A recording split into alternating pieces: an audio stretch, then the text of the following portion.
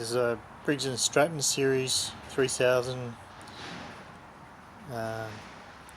10000 engine that's had decompression problems. No matter what valve adjustment was attempted, it wouldn't decompress. The engine's been deconstructed and the decompressor cam is found to be not broken, and so what was found was the pin with the flat on it that causes the valve to bump had moved out of the depression in the cam lobe far enough that it was just sitting on the corner of the cam. I'll take her over here to show you that.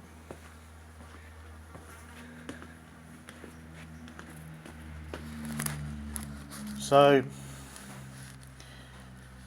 this little pin on a cam here has a flat spot on it. I don't know whether you can see that.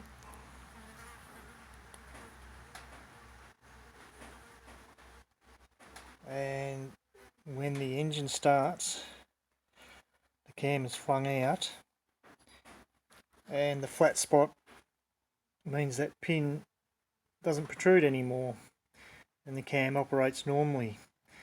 When the engine speed is low or is starting, the cam is in this position, returned by a spring, and this little end of this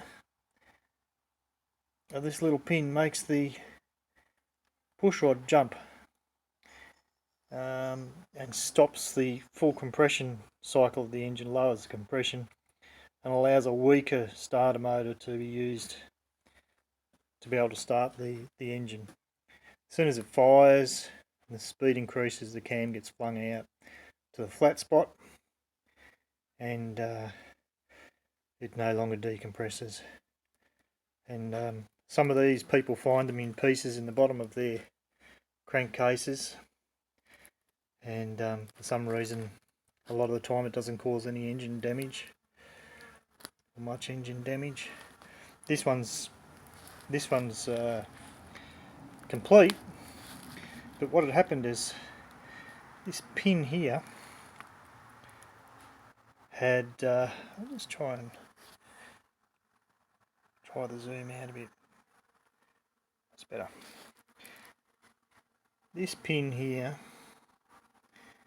had not been assembled properly fully into this notch in the cam, and so the pin was just sitting on the corner of the cam, and it relies on the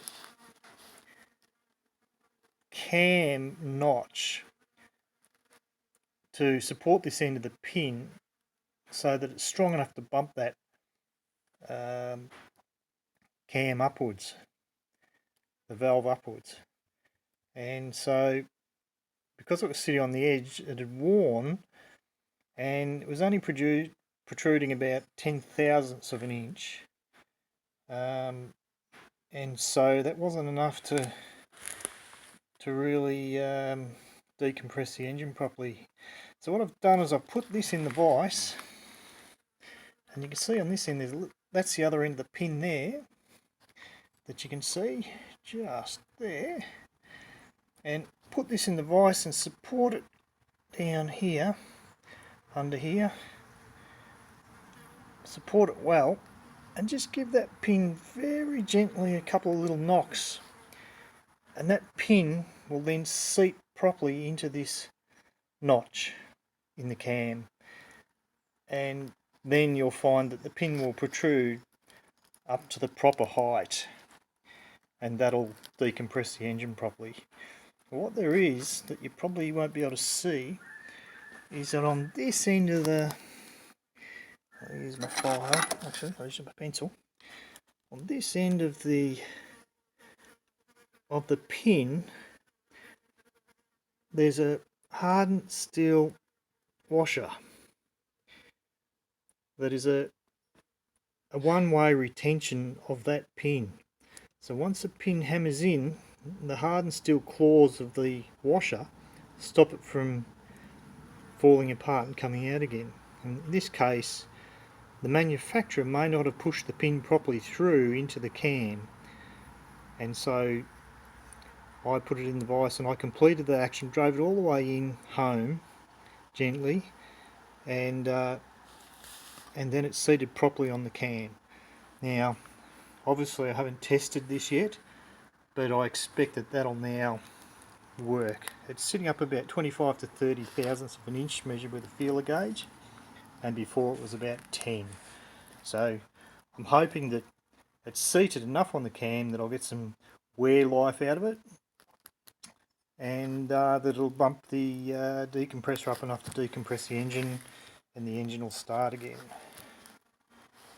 So that might be just a handy tip for somebody who's having similar sorts of troubles. Just a little tip on the subject. Once the engine's back together, I see a lot of people on YouTube are saying turn the engine clockwise to top dead centre, past top dead centre 1/4 of an inch in the stroke to set the valve timing. That's actually incorrect. You have to turn the engine anti-clockwise according to the engine manual, the engine repair manual, in order to avoid that cam decompressor from engaging. So you need to set your valves before that cam engages. So just a little tip there, turn your engine anti-clockwise, past top dead centre, not clockwise.